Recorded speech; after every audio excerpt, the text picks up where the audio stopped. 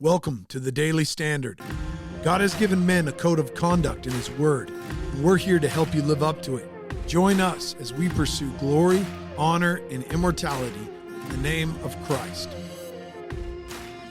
My name is Casey Wilson, and we're going to be looking at Psalms 1 through 6, talking about the Bible all week long. The Bible really should be like your EDC for life. It's your everyday carry. It's something that you have on your side. It's something that you have in your heart. It's something that is written upon your mind, and it's the thing that guides you and directs you in life, and that is the man that is blessed. And so let me read this portion, and then we'll just get into today what it is to be blessed. Psalms 1:1. Blessed is the man who walks not in the counsel of the wicked, nor stands in the way of sinners, nor sits in the seat of scoffers. But his delight is in the law of the Lord, and on his law he meditates day and night.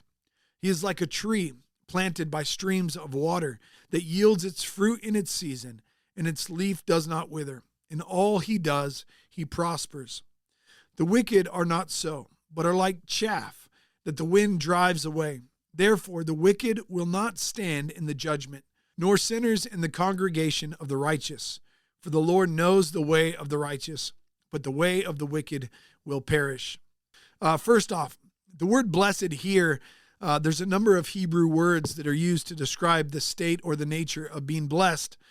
You might have heard, the phrase, blessed is the Lord our God, King of the universe, or out of Psalms 118, it says, blessed is he who comes in the name of the Lord.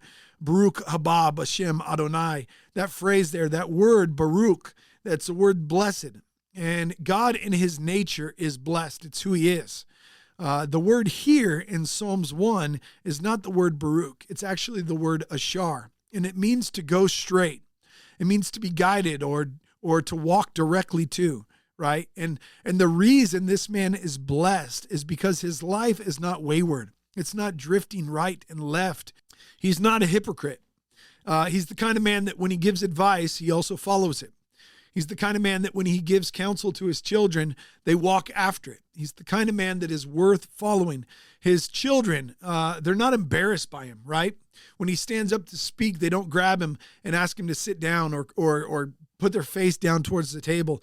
They're actually admired by their father. They're actually thankful for who he is because he brings forth wisdom and provision for the family.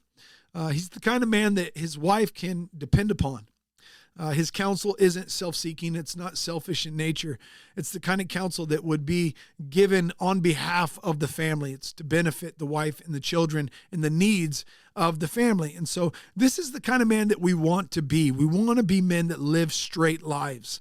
We want to be men that are guided by God for the sake of our children, for the sake of our people. Secondly, this is a man that is fruitful. It says that he is planted by streams of water. He's not wayward. He's not wandering around, drifting, trying to find out where truth is. This is a man that is planted right next to the living water. He is dedicated to Christ. He's dedicated to the Word of God. And that man brings forth, he yields fruit in the appropriate season. His leaves, they do not wither.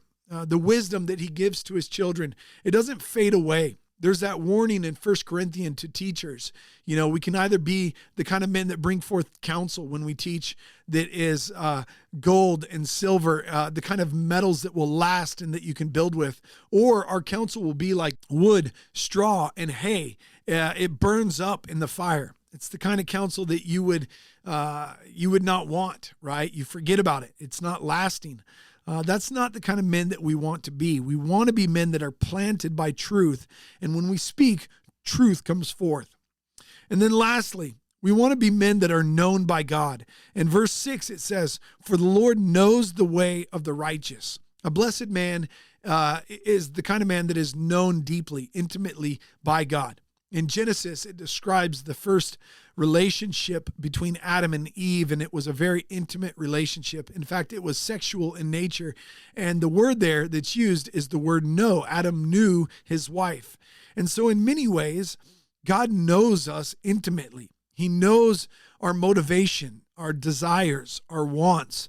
Our heart is set after the things of God. It's not drifting to other gods or to foreign influence.